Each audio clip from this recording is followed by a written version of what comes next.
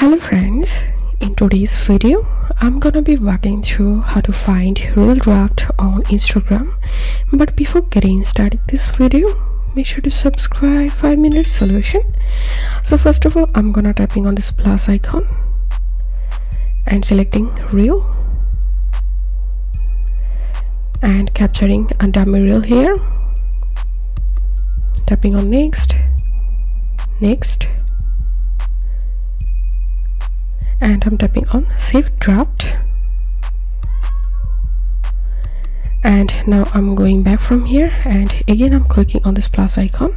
And now let's see how to find draft reels. So now select reel and click on this upload icon to the bottom left corner, and here you'll find this draft option. So tap on that and here you'll find your draft reels. So select the reels which you want to add to your reel, and now you will be able to use the draft reels.